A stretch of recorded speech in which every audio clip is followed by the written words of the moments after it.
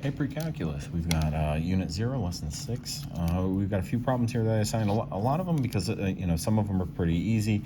4 and 7 I'm putting a star on because they're very similar to what you'll see on a test or quiz. The other ones you'd see on the test or quiz as like easy points, but like these are ones where it's like you might lose points if you don't know how to do them. I mean, all of them you'd lose points if you don't know how to do them. Let's jump in. Write the equation of a line that is perpendicular, opposite, reciprocal to this. We identify the slope there. The slope is 5. Toss a 1 over it, flip it, and we're looking for a -1/5 as the slope. But then it also passes through this x coordinate and this y coordinate. So we use our little, our y minus the y coordinate equals m, -1/5, times x minus that coordinate, but since it's negative, we'll be adding 7. And we are good enough with that. Role model answer would actually be turn this into y equals mx plus b form. So go ahead and distribute this, and so we'd get -1/5 x and -7/5 when we multiply those, and then we'd be adding 2 to this. 7/5 is already, that's 1 2/5, a -1 2/5, and then we'd be adding 2 to that. So really that's like 2 minus 1 whole, and then a whole minus 2/5 would leave us with 3/5. So altogether, if we were to convert this, we would get -1/5 x plus 3/5 would be a fully simplified answer that isn't a form that's nice for us to use. This is also acceptable. This is what you see in the answer key. Let's move on. All right, so this one, which of the following equations is perpendicular to this one? They like to use the perpendicular one because it's not the same slope, it's that opposite reciprocal. So we got a couple ways that we can deal with an equation that's in standard form to find the slope. Me, in my head, I know that if I were to solve for y, I would move that 4x to the other side. It would become the opposite of that a value. So it would become a -4, and then this value divides into the other side. So this -3, we would keep that b value. So a, b, c, we keep that b value of -3. I had another student in class show me Ms. Barnes's method, which was when you look at this, and this is a -3y, you could go ahead and add that to the other side and then subtract the 10, so we'd have 4x minus 10 equals positive 3y, and then you were dividing by that positive 3. I like that. Divide by 3, divide by 3, we would get 4/3. Here, same thing, we'd get 4/3. Opposite reciprocal of 4/3 is the opposite reciprocal 3/4.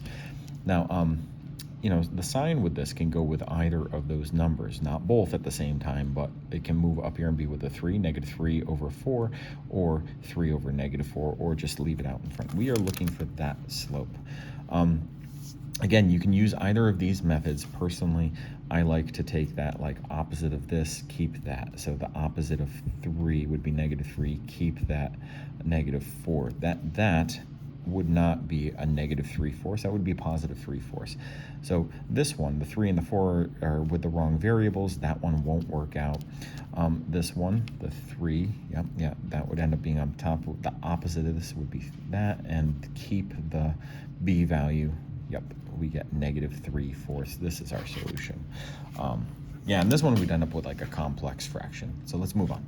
Number 3, write the equation of the vertical line. So vertical line means, think about it, you're going to have a line that is parallel to this.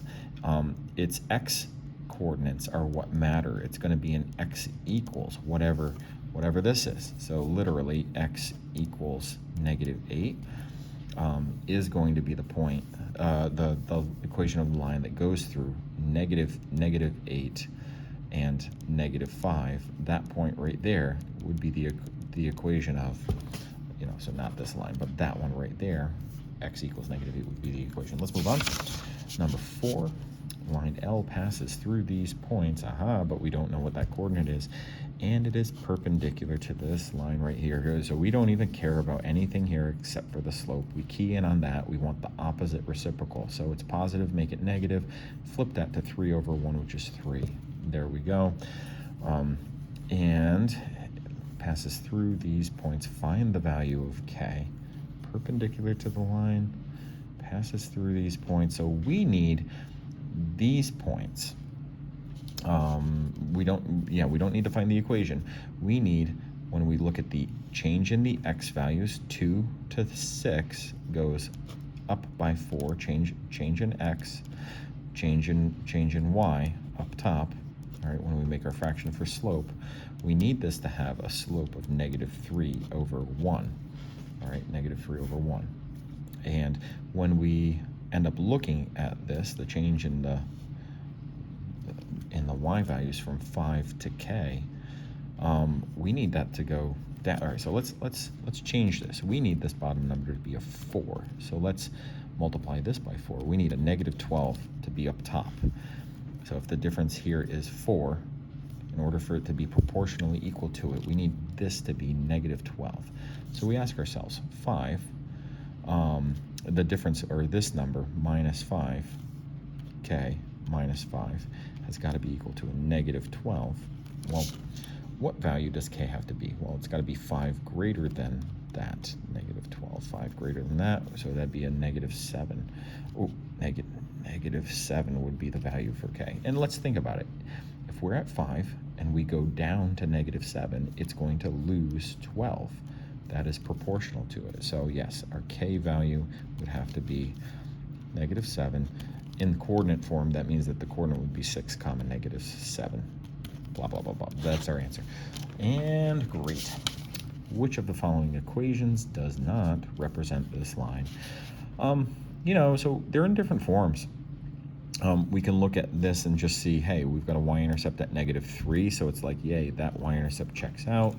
I don't see any others that are just right in slope-intercept form, so we got to do a little bit of work with this. Let's look at the slope. So from here to here, let's see, we want to go with nice coordinates. That looks like a nice coordinate, and so does this one. It looks like it has a slope, a positive slope of 3 over 2, 4, 5, 3/5.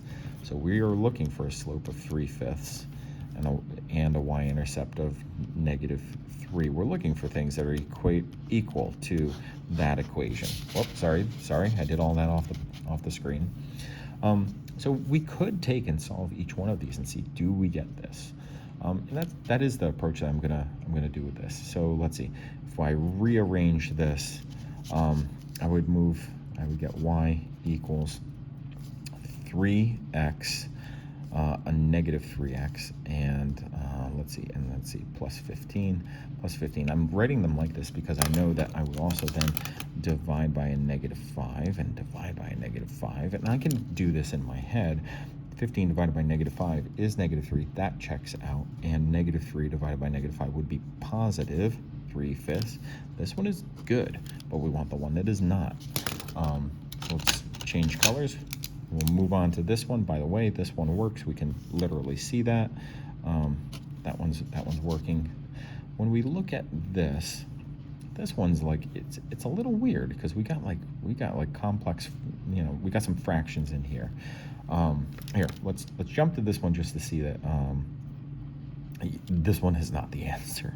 So when we do 3/5 and we distribute that, 3/5 times x is 3/5 x. That's easy. So yes, the slope works. And 3/5 times -5, the 5s would cancel out. We get -3. And we also have this -3 at the end. When we combine those, we would have a y-intercept at -6. And that's not the y-intercept that we're looking for. This one is the one that's the answer. It is the one that does not fit. Okay, cool. Yeah, let's flip on the backside. And we got the last one. Again, another one that you're likely to see on a test or quiz, the endpoints of the line segment. So we're imagining, all right, I'm okay with making like a little mini graph here. We got the coordinate 5, -2, so 5 over down 2. So, all right, so we got 5, -2. I can envision this a little bit. And then we're going back to -3, but then up to positive positive 5 is there, then 10, 10 would be up here, 10, and we got that point. So I can envision this. There's going to be a y-intercept somewhere here. Those are the endpoints of line segment A and B. Again, did you have to draw this? No, but I'm the teacher, so I'm going to draw it out, so we've also got that little bit. What is the equation of the line that is perpendicular to it and passes through the midpoint here? Now we got midpoint formula, and we've also got perpendicular to this. So, well, let's do our slope. All right, let's look at the slope of this from 5 to -3. The original slope of this would have a change in x that would be equal to, remember, change in x, change in y. The change in the x value is going from 5 down to 3 would be, it's going down 5, then 3 more, that's going down 8. Going from -2 up to +10, so that's, it's going 10 units up, plus the 2 that it had to get out of the negatives from, so that's going up 12. All right, and then we can take and we can simplify that down. So that would be, let's see, 4 goes into both of those. So 4 goes into 12 3 times and twice, but this would be a -3/2. Now, if it's perpendicular, we want the opposite reciprocal of that. So the slope that we are looking for, our target slope that we're looking for, would be +2/3. 2/3. That's nice. That's nice. That kind of like eliminates some. So this one is not the right slope. So it can't be A. 2/3.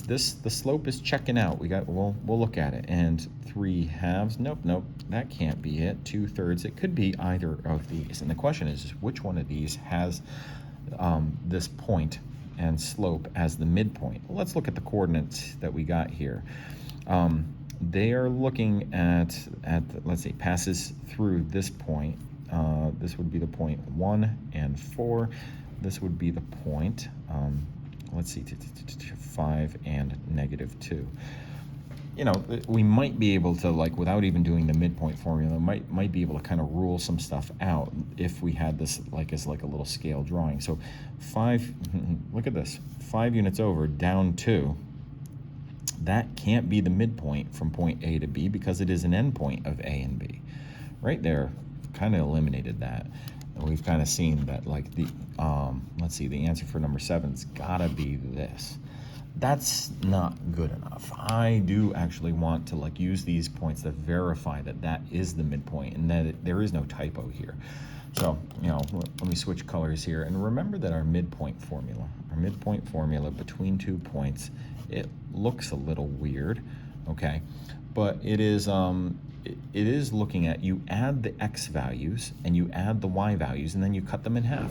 So let's add the 5 and -3. 5 plus -3 would be 2. So that 2 divided by 2 is 1 right there. That's working. And -2, -2 plus 10 would be a +8. 8 divided by 2 is 4. Great. That is the midpoint. That is the midpoint. So 1 unit over, 4 units up. It's kind of, I definitely didn't draw this to scale, but that actually is the midpoint for this, and it verifies it. We are at the end, folks. Hoping that this makes sense.